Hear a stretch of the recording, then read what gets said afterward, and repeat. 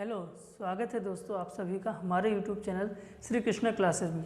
जैसा कि मैंने आपको कल बताया था कि हिस्ट्री को कितने पार्ट्स में बांटा गया है, 3 पार्ट्स में बांटा गया है, प्राचीन भारत, मध्यकालीन भारत और आधुनिक भारत। इसके बाद आज मैंने आप लोगों से कहा था कि मैं मध्यकालीन भारत का एक भाग, मध्यकालीन भारत का एक भाग मुगल काल, जिससे कि परीक्षाओं में बेहद ज़्यादा चांस होते हैं कि इससे क्वेश्चन बनेंगे। ठीक है, तो आज हम मुगल काल को कवर करेंगे। मुगल काल को मैं जो पूर्व मुगल काल रहा है, यानी जिसमें मुगल साम्राज्य भारत में विशेष रूप से बड़ा फैला। दोस्तों, जो मुगल काल है वो भारत में सन 1526 से लेकर 1707 तक, इसको 2 भागों में तोड़ते हैं, 1707 तक और फिर 1707 से लेकर के 1857 तक। ठीक है,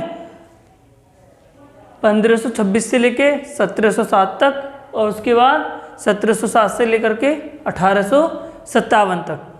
तो मुगल काल में जो पहले का पार्ट है, यानी 1526 से लेकर के 1707 तक का जो पार्ट है, उसमें 6 बड़े बड़े शासक, मुगल शासक हुए हैं जिन्होंने भारत पर शासन किया है, जिनके मैं एक बार में यहाँ पे 6 के नाम लिख दूंगा और वो उन्होंने कब से कब तक भारत में शासन किया है उनकी समय अवधि भी लिख रहा हूँ। ठीक है, जो कि एक बार चालू करने से पहले आप अपने जब हैंड राइटिंग में नोट्स बनाएं तो पहले पेज पर ही ऊपर सब जो इम्पोर्टेंट 6 से 6 शासक हैं उनकी समय अवधि भी पता होनी चाहिए, क्योंकि परीक्षा में कभी कभी पूछ लेता है कि बताइए बादशाह अकबर के भारत में शासनकाल कब से कब तक रहा था। ठीक, तो पहले लिखा होगा, फिर आप उसको दोबारा पढ़ेंगे तो जल्दी याद हो जाएगा। ठीक है, तो पहला था मोहम्मद जहरुद्दीन बाबर, जिसके बारे में आज हम पढ़ने भी वाले हैं। बस अभी सिर्फ इतना लिख लो, पहला बाबर, जो कि 1526 से लेकर के 1530 तक भारत में शासन किया। ठीक है, दूसरे नंबर पे आया हुमायूं। हुमायूं जिसने 1530 से लेकर के 1540 तक और 1555 से लेकर के 1556 तक।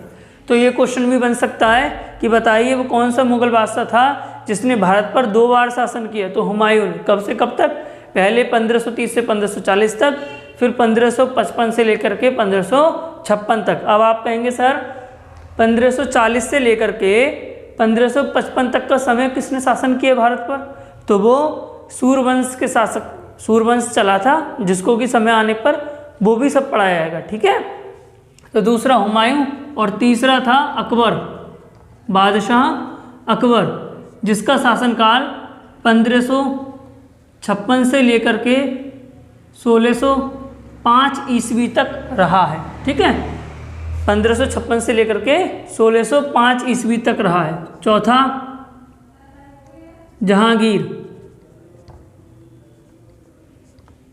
जिसका शासनकाल 1605 ईस्वी से 1627 ईस्वी तक रहा है। और पांचवा शाहजहां, जिसका शासनकाल 1627 ईस्वी से 1658 ईस्वी तक। और छठा औरंगजेब,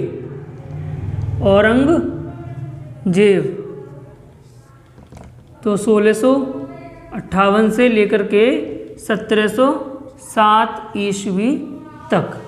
ठीक, तो कभी कभी ये क्रम भी याद आता है कि बताइए, क्रम में लगाइए पहले कौन से शासक ने भारत पर शासन किया था। तो ये 6 के 6 शासक हैं जिनके बारे में हम एक एक वीडियो में विस्तार पूर्वक पढ़ेंगे। ठीक है, तो इसको आप पहले लिख लें।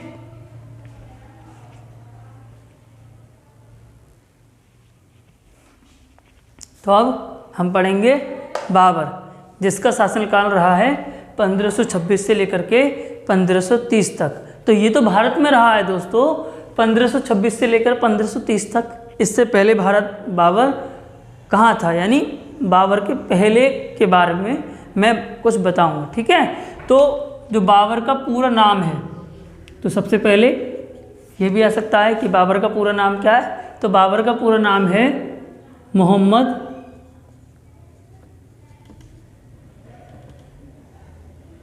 जहीरुद्दीन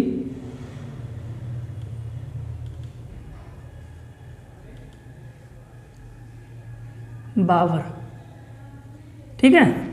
इसका पूरा नाम क्या है, मोहम्मद जहीरुद्दीन बाबर। अच्छा, जन्म कब हुआ, तो इसका जन्म हुआ था 14 फरवरी 1483 ईस्वी को, ठीक है। 14 फरवरी यानी वैलेंटाइन डे वाले दिन, 14 फरवरी 1483 ईस्वी को। स्थान कहाँ पर हुआ, तो फरगना नाम की घाटी थी। कहाँ पर, तुर्की में। फरगना घाटी कहाँ, तुर्की में, ठीक। पिता का क्या नाम था, तो बाबर के पिता का नाम था उमर शेख मिर्ज़ा। उमर शेख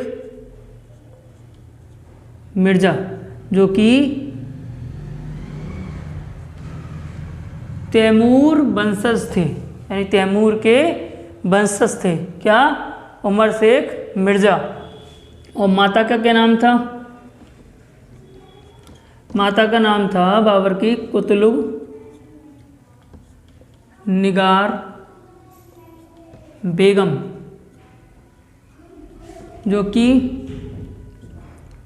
चंगेज़ खां की वंशज थी, ठीक है। जो कि कहाँ से, किससे संबंध रखती थी, चंगेज़ खां से संबंध रखती थी, ठीक। और देखो, नाम मोहम्मद जहीरुद्दीन बाबर, ठीक। जन्म 14 फरवरी 1483, स्थान फरगना तुर्की में। पिता उमर शेख मिर्ज़ा तैमूर वंश से संबंध रखते थे, और माता कुतलुग निगार बेगम, जो कि चंगेज़ खां की वंशज थी, ठीक। यहाँ तक इसका पर्सनल डाटा था। तो इतिहास में बताया ऐसा जाता है कि बाबर के जो पिता यानी उमर शेख मिर्ज़ा जो थे, वो फरगना घाटी के शासक हुआ करते थे, ठीक। तो ये कबूतरों को दाना डालते वक्त, ये सिर्फ बताया जाता है कि कबूतरों को दाना डालते वक्त किले पर से गिर के इनकी मृत्यु हो गई 1494 ईस्वी में। तो नोट पॉइंट, 1494 ईस्वी में अब शासक कौन बनेगा, है ना। अब शासक कौन बनेगा, जब इनके बाबर के पिता की मृत्यु हो गई तो शासक बाबर ही बनेगा। तो 1494 ईस्वी में 11 वर्ष की आयु में, 11 वर्ष की आयु में बाबर फरगना का शासक बना, शासक बना। देखो 1483 में 11 जोड़े 1494 हो जाएगा, यानी 1494 में 11 वर्ष की आयु में बाबर फरगना का शासक बना। तो क्वेश्चन अगर ये आए कि बताइए वह कौन सा मुगल बादशाह होगा जो कि मात्र 11 वर्ष की आयु में ही शासक बना, तो वो था बाबर, कितनी छोटी उम्र में, ठीक। इसके बाद अब जब शासक बन गया और कम उम्र है तो चुनौतियां तो सामने आएंगी, स्वाभाविक सी बात है। तो सन 1502 में, 1502 ईस्वी में इसी के पास, मतलब फरगना के पास एक युद्ध हुआ जिसे कहते हैं सरे ए पुल का युद्ध। सरे ए पुल का युद्ध, तो वो किस किस के बीच में हुआ, तो वो बाबर वर्सेस शेरवानी खां, शेरवानी खां। अब भाई बाबर की इस समय जो उम्र है वो एक शासक के अनुभव की भी अपेक्षा और उम्र को भी देखते हुए कम है, तो इसलिए ये तो स्वाभाविक सी बात है। कौन विजय रहा होगा, शेरवानी खां इसमें विजय हुआ। ठीक है, विजय हुआ। इसके बाद सन 1504 में बाबर ने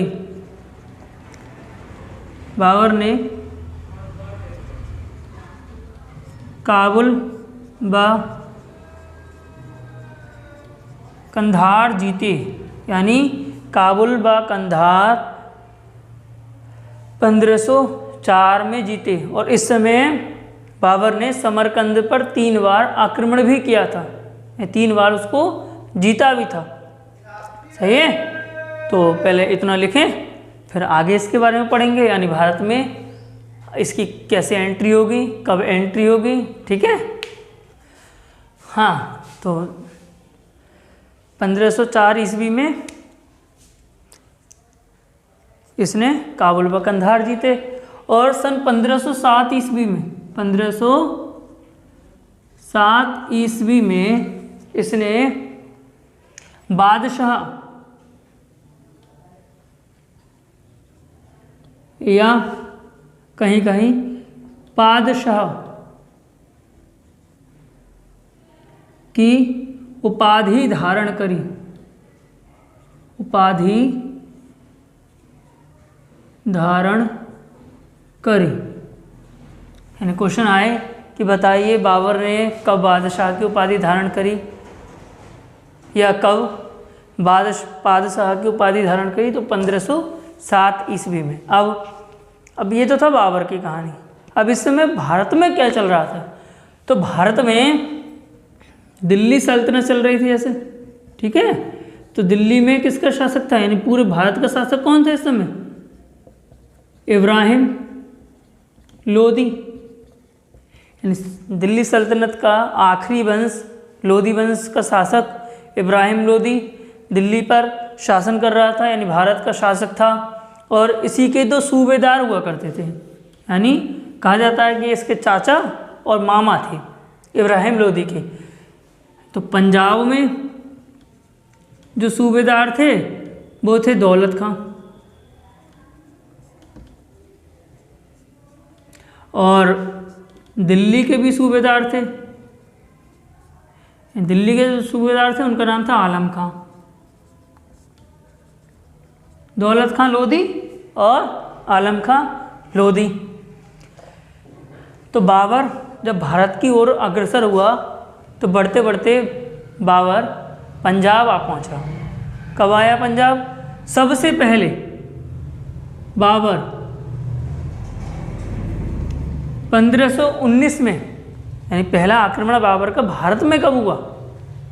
आक्रमण, ठीक, बाबर का भारत में कब हुआ? तो 1519 ईस्वी में बाबर ने पंजाब के बाजौर के, यानी बाजौर के अंदर एक किला था। कौन सा? भैरागढ़ का किला। भैरागढ़ का किला, इस पर आक्रमण किया। क्या किया? आक्रमण। ठीक, आप जब नोट्स बनाएं तो अपने तरीके से बना लेना। फिलहाल यहाँ पे अगर लिखने में कुछ प्रॉब्लम या फिर यहाँ से समझ में नहीं आ रहा तो मेरी आवाज़ के द्वारा आपको समझ आ ही जाएगा, है ना। तो आप वीडियो पॉज कर करके या एक बार देख लें पूरी, फिर दोबारा से जब आप लिखें ना तो उससे आप नोट्स अपने अच्छे से बना सकते हैं, जिससे आपको याद भी जल्दी हो जाएगा, है ना, याद जल्दी हो जाएगा और नोट्स भी आपके बन जाएंगे। तो 1519 में पंजाब के बाजौर के भैरागढ़ के किले पर आक्रमण किया। और कितने बार आक्रमण किया? तो इसके बाद 3 बार आक्रमण किए, यानी 3 और आक्रमण किए। 3 और आक्रमण किए, ठीक है, 3 और आक्रमण किए। अच्छा, इधर सूबेदार कौन था? पंजाब की जनता किससे बोलेगी? अगर पंजाब के लोगों को समस्या आए तो वो अपने यहाँ के तो प्रांत के सूबेदार से बोलेगा। तो पंजाब के सूबेदार इस समय कौन था? दौलत खां। दौलत खां से पंजाब के लोगों ने शिकायत करी कि हम पर आक्रमण कौन करता है? बाबर नाम का एक शासक वो आता है और हम पर आक्रमण करता है। चूँकि बाबर को उस समय ये नहीं पता था कि भारत में शासन किसका है, या मैं इसे मेन केंद्र कहाँ पर है, इसे कैसे अपने कब्जे में लूँ, किस पर आक्रमण करूँ। तो बाबर आता, बार बार बहरागढ़ के किले या बाजौर नामक स्थान पे क्या करता, आक्रमण करता और चला जाता लूटपाट करके, कुछ ना मिलता तो वहाँ की जनता ने किसको दिया, बताया, भाई दौलत खां को बताया कि साहब हमारे यहाँ ऐसे ऐसे करके बाबर आते हैं और लूट लाट कर चले आते हैं। तो दौलत खां के मन में एक विचार आया, क्या आया, एक विचार आया, ठीक। हालांकि ये कौन थे, इब्राहिम लोदी के संबंधी थे ना, लेकिन फिर भी इनके मन में एक बड़ा गंदा विचार आया। इन्होंने सोचा कि क्यों ना मैं, ठीक, कि क्यों ना मैं बाबर को आमंत्रित करूं कि वो दिल्ली पर क्या करें, आक्रमण करें। और दिल्ली पर आक्रमण करेगा, किसको हरा दे, इब्राहिम लोदी को हरा दे। और इब्राहिम लोदी को जब वो हरा देगा तो स्वाभाविक सी बात है कि बाबर तो लूटपाट करने आता है। इनके मन में पता नहीं था कि बाबर तो लूटपाट करने आता है, आएगा लूटपाट करेगा चला जाएगा, इब्राहिम लोदी हल्के पड़ जाएंगे और हम शासन बन जाएंगे, हमारे हाथ में शासन आ जाएगा। तो यानी इन्होंने दौलत खां ने, किसने, दौलत खां ने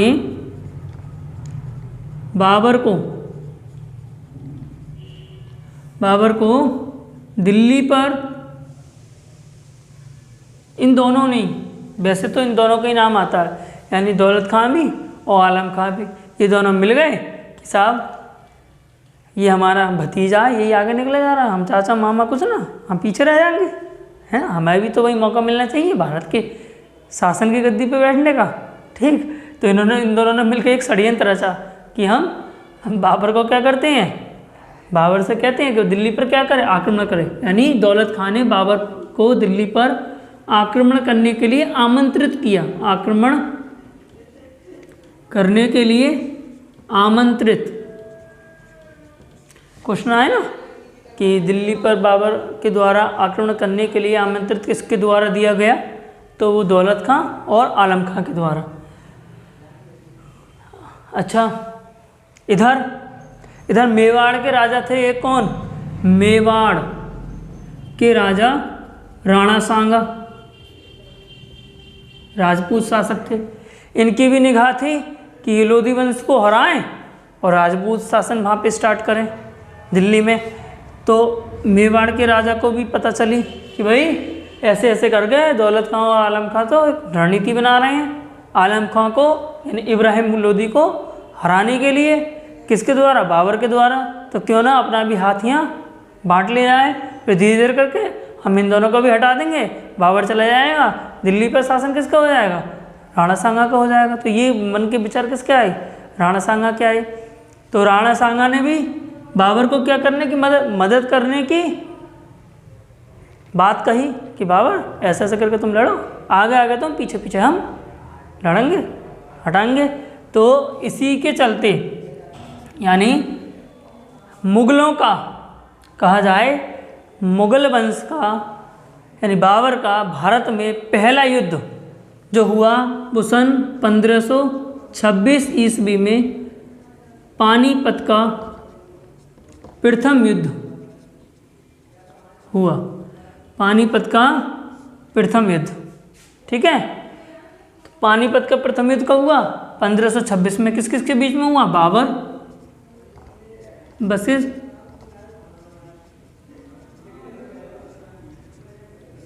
इब्राहिम लोदी, है ना, बाबर वर्सेस इब्राहिम लोदी। अच्छा, बाबर को ये पता थी कि भाई हमें जो है मेवाड़ के राजा राणा सांगा भी मदद करेंगे, और जब मदद करेंगे तो हमारी सेना जो है ज़्यादा हो जाएगी। हालांकि इस पर इतनी सेना ना थी इब्राहिम लोदी की अपेक्षा, ठीक। लेकिन राणा सांगा का मन बदल गया, राणा सांगा ने बाबर की मदद करने से मना कर दिया। यानी जो इंतज़ार देखते रहे, आएगा राणा करेगा मेरी मदद, राणा सांगा आएगा मदद करेगा, इसको मारेंगे। लेकिन इब्राहिम लोदी को हराने के लिए राणा सांगा ने बाबर की मदद ही न करी, ठीक। तो बाबर तो अकेले पड़ गए। तो अब आप सोच रहे होंगे कि कौन जीता, आप सोचेंगे कि इब्राहिम लोदी जीता, लेकिन ऐसा सोचना आपका क्या है, गलत है। कौन जीता, कौन विजय हुआ, बाबर विजय हुआ। अब अच्छी कारण क्या रहा इसका, भाई कारण क्या रहा कि बाबर जीत गया, है ना। तो कारण ये था कि बाबर के पास एक नीति थी, जिस नीति के द्वारा जिस नीति के द्वारा बाबर युद्ध लड़ा करता था, तो उस नीति का नाम था तुलगुमा नीति। तुलगुमा नीति। और इसने बाबर ने पहली बार, यानी भारत में बाबर के द्वारा पहली बार तोप, गोला, बारूदों का उपयोग हुआ, बारूदों का उपयोग हुआ, है ना। क्योंकि इब्राहिम लोदी की सेना तो काफ़ी थी, लेकिन इब्राहिम लोदी पर ये वाली ना तो तुलगमा नीति पता थी और ना ही तोपे, गोला और बारूदें थी। और हाथी घोड़ा काफ़ी थे। जब इसने तोप, गोला, बारूदें छोड़ी यानी फूटी, तो इब्राहिम लोदी की जो सेना थी, यानी बड़े बड़े हाथी थे, घोड़ा थे, वो उनकी आवाज़ के मारे, कभी तो ऐसी आवाज़ सुनी नहीं युद्ध में, और उनकी आवाज़ों के मारे वो क्या हुए, भयानक रूप से पीछे को भागने लगे। स्वाभाविक सा बात है ना। छोड़ी सामने से अगर इब्राहिम लोदी की सेना आ रही है, वहीं घोड़े हैं उसके पीछे, पूरी सेना है, हाथी है, घोड़े हैं ऐसे, और वो जब आवाज़ सुनी तो वो हाथी पीछे को लौट गए। पीछे को लौटने से क्या हुआ कि उसकी सेना स्वतः मरने लगी अपने हाथियों के द्वारा और घोड़ों के द्वारा कुचल कुचल के, जिससे कौन जीत गया, बाबर जीत गया, है ना। अब ये भी अगर पूछ ले जाए कि बाबर का तोपची कौन था, जैसे बाबर तो प्रमुख था ही था, अब युद्ध में जब तोपे गोला चल रहे हैं तो उसके कोई ना कोई तोपची तो होगा, यानी चलाने वाला। तो चलाने वाला था दोस्तों मुस्तफ़ा खां, मुस्तफ़ा खां और उस्ताद अली, ये दो नाम आते हैं, ठीक है, कि तोपची कौन कौन थे, मुस्तफ़ा खां और उस्ताद अली। ठीक, अगर वीडियो अच्छी लग रही हो तो लाइक करना मत भूलना और कमेंट भी। ठीक, पहले इतना उतारें फिर आगे बढ़ेंगे, ठीक है। यानी पानीपत के प्रथम युद्ध में विजय के बाद और बाबर ने इस विजय के जश्न में, यानी जश्न भी मनाएगा ना, मनाएगा कि भारत में भाई पहला युद्ध जीता, तो खुशी की कहाँ को होगी, काबुल और कंधार के लोगों को होगी ना, होगी, क्योंकि वहीं का था, वहाँ का शासक था। तो इसने जश्न में काबुल में, कहाँ पे, काबुल में शाहरुख सिक्के बंटवाए। कौन से सिक्के, शाहरुख सिक्के बंटवाए। और कंधार में, कंधार में बाबरी सिक्के बंटवाए, बाबरी सिक्के, सही है। काबुल में शाहरुख सिक्के और कंधार में बाबरी सिक्के बंटवाए। तो काबुल और कंधार के लोगों ने इसको क्या किया, तो काबुल और कंधार के लोगों ने इसे एक उपाधि दी, एक उपाधि दी। कौन सी उपाधि, कलंदर की उपाधि, कलंदर की उपाधि। तो क्वेश्चन आए, कलंदर की उपाधि बाबर को कब मिली या किसके द्वारा मिली, तो वही है। अब अच्छा, जीत गया और इसके बाद बाबर ने राजधानी, अब भैया भारत के शासक को हराया, तो नया मुगल सम्राट, यानी भारत में मुगल साम्राज्य की स्थापना हो चुकी। और स्थापना होने के बाद बाबर ने अपनी राजधानी बनाई। तो राजधानी पहले क्या थी, दिल्ली, लेकिन अब दिल्ली से हटा करके राजधानी को आगरा ले गया, क्योंकि आगरा की स्थापना सिकंदर लोदी ने करी थी, है ना। ठीक, राजधानी किस, कहाँ बनाई, आगरा बनाई। अब इसका दूसरा युद्ध हुआ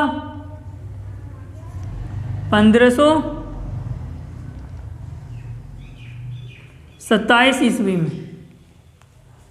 जिसे कहते हैं खानवा का युद्ध। कहाँ का युद्ध, खानवा का युद्ध। दोस्तों एक बात अभी मैंने पीछे बताई थी कि जब बाबर इब्राहिम लोदी से लड़ने के लिए आ रहा था, तो बाबर ने इब्राहिम लोदी को लड़ने के लिए राणा सांगा की मदद मांगी थी। राणा सांगा ने पहले हाँ कर दी, फिर ना कर दी। अब चूंकि बाबर जीत चुका, शासक बन चुका, तो बाबर के सामने किससे युद्ध करने की चुनौती होगी, यानी वो किसको हराना चाहेगा, वो राणा सांगा से तो लड़ेगा कि तूने मेरे साथ क्या करा, विश्वासघात करा। तो खानवा का युद्ध हुआ, किस किस के बीच में हुआ, बाबर वर्सेस राणा सांगा। ये कहाँ के राजा थे? तो ये मेवाड़ के राजा थे। कहाँ के? मेवाड़ के राजा थे राणा सांगा। अच्छा, तो यहाँ राणा सांगा को दो लोग मदद दे रहे थे, सही है। दो लोग राणा सांगा की क्या कर रहे थे? मदद कर रहे थे, जिनमें पहला था महमूद लोधी, यानी कहीं ना कहीं एक आध लोधी वंश को तो उसने निपटा दिया, तो कहीं ना कहीं एक आध तो बचा था जो क्या कर रहा था? चिंगारी भर रहा था अभी भी कि बाबर को क्या करा जाए? हटाया जाए। तो पहला था महमूद लोधी, जो राणा सांगा के पास गया कि चलो मिलकर भाई क्या करें, बाबर को हराओ, तुमसे लड़ रहा है तो, और हमारा भी शासन छीन लिया। तो महमूद लोधी, और दूसरे थे मेदिनी राय। मेदिनी राय ये कौन थे? ये मालवा के शासक थे। तो ये तीन थे, यानी ये सहायक थे और इससे लड़ाई हो रही थी, ये प्रमुख था राणा सांगा। चूंकि इस युद्ध में भी बाबर ही जीते। क्या जीते? इस युद्ध में भी कौन जीते? बाबर। यानी विजय किसकी हुई? बाबर की हुई। अब विजय हुई तो इसने एक नारा दिया, यानी विजय की जीत में, जश्न में एक क्या दिया दोस्तों? एक नारा दिया, और वो नारा था जिहाद का नारा दिया। किसका नारा दिया? जिहाद का नारा दिया। और उपाधि धारण करी, एक और उपाधि धारण करी, गाजी की उपाधि धारण करी। सही है। ये दूसरा युद्ध हुआ 1527 में, खानवा का युद्ध बाबर वर्सेस राणा सांगा के बीच, जिसमें बाबर जीता, नारा दिए जिहाद का, उपाधि गाजी की। तो आता है कि बाबर ने गाजी की उपाधि कौन से युद्ध में ग्रहण करी या कौन सी युद्ध में ली? तो वो 1527 ईस्वी के खानवा के युद्ध में। इसके बाद अगला युद्ध हुआ। इसके प्रमुख युद्धों के बारे में मैं बता रहा हूँ, ठीक है, चूँकि एग्जाम में यहीं से आता है। 1528 में कौन सा हुआ? तो 1528 में हुआ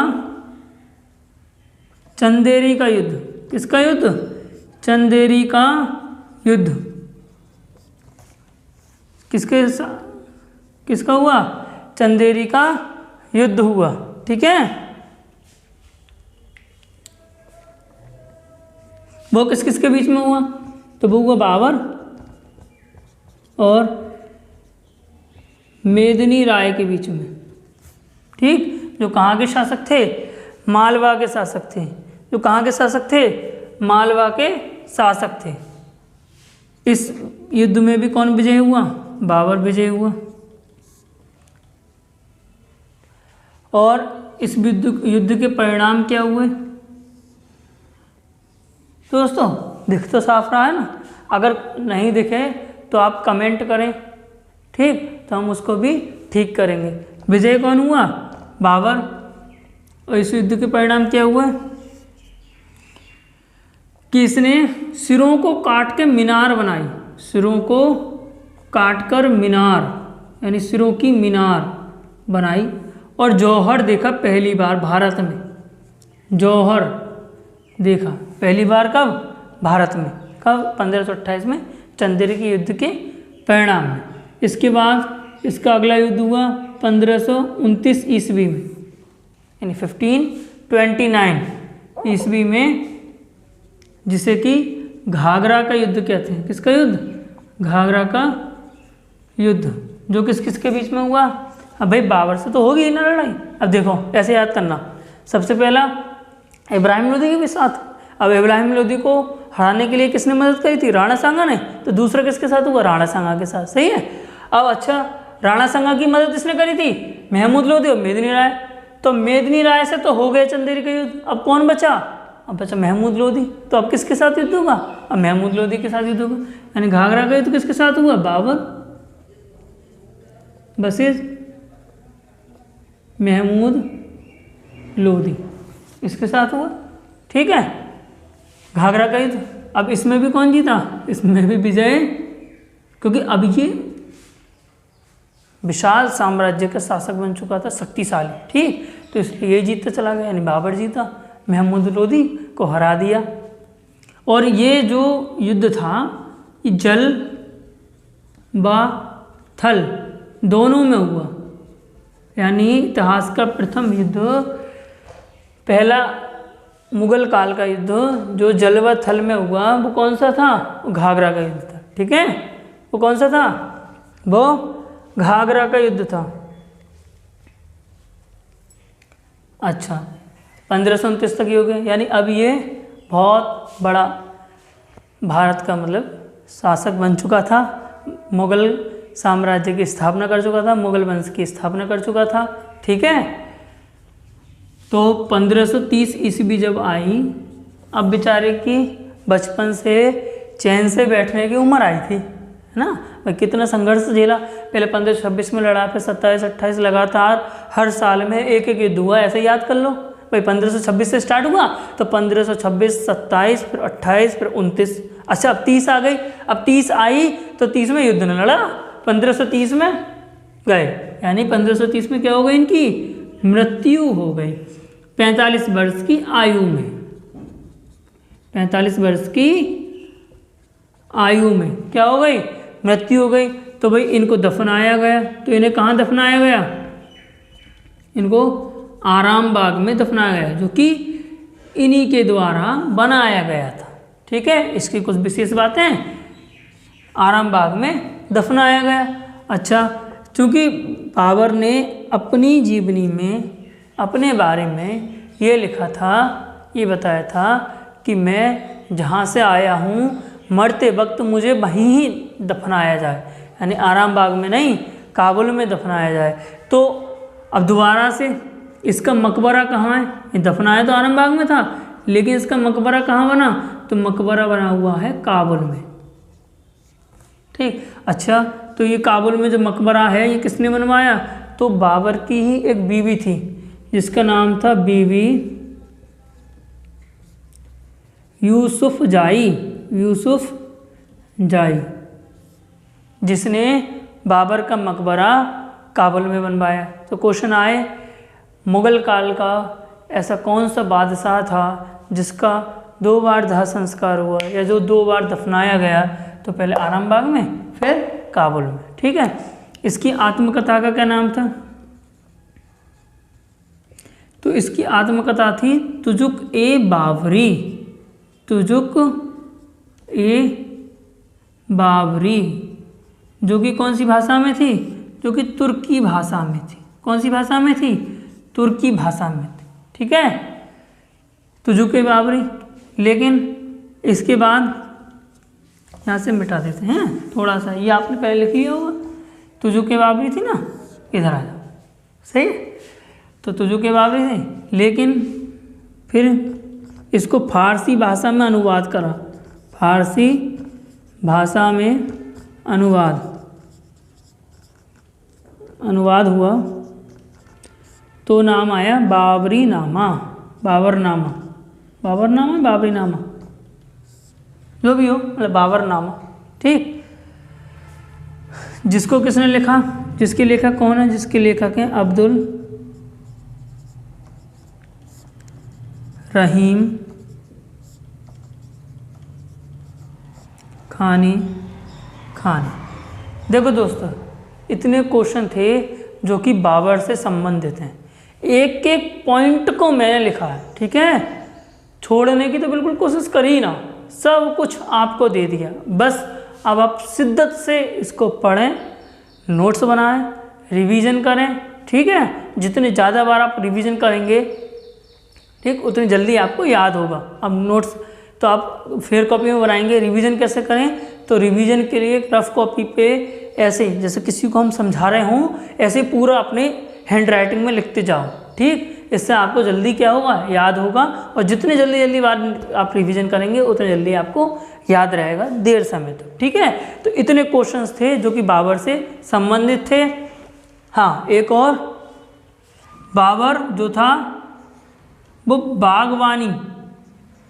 बागवानी और ढोल नगाड़ों का शौकीन था, ढोल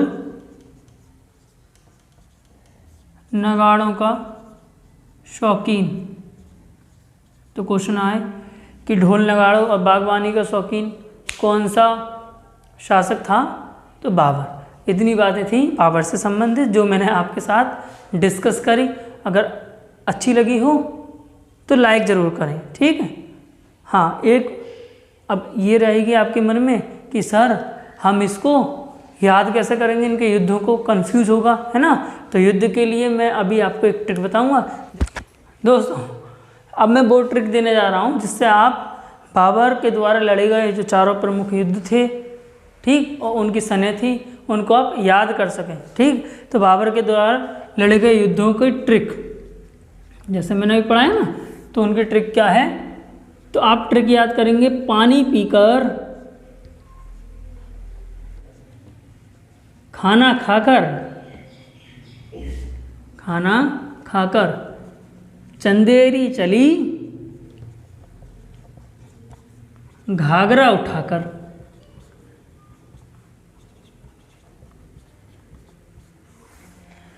पानी पीकर, खाना खाकर, चंदेरी चली, घाघरा उठाकर। यानी पानी पीकर का मतलब है पानीपत का प्रथम युद्ध, पानीपत का प्रथम युद्ध, पानीपत का प्रथम युद्ध। ये किसके हैं, बाबर के द्वारा लड़े गए युद्ध, बाबर के द्वारा लड़े गए युद्ध, इनकी ट्रिक है। यानी पानीपत का प्रथम युद्ध। और खाना खाकर का मतलब है खानवा का युद्ध, खानवा का युद्ध। और चंदेरी चली का मतलब है चंदेरी का युद्ध, चंदेरी चली, चंदेरी का युद्ध, चंदेरी का युद्ध। और घाघरा का मतलब है घाघरा का युद्ध, घाघरा का युद्ध। और उठाकर का मतलब है इनकी मृत्यु, बाबर की, ठीक। तो कब कब हुआ देखो क्रम से, कब आया था बाबर, यानी पहला युद्ध कब हुआ था, 1526 में, यानी 1526। खानवा का युद्ध कब हुआ, 1527। चंदेरी का युद्ध कब हुआ, 1528। घाघरा का युद्ध कब हुआ, 1529। और मृत्यु कब हुई, 1530, ठीक है। तो दोस्तों मुझे उम्मीद है ये आप याद रखेंगे, कभी भूलेंगे ना, ठीक। अगर अच्छी लगी हो वीडियो तो लाइक करें, कमेंट करें, शेयर करें और चैनल को सब्सक्राइब करें, ठीक है। Thank you. मिलते हैं ऐसी अगली वीडियो में, यानी कल।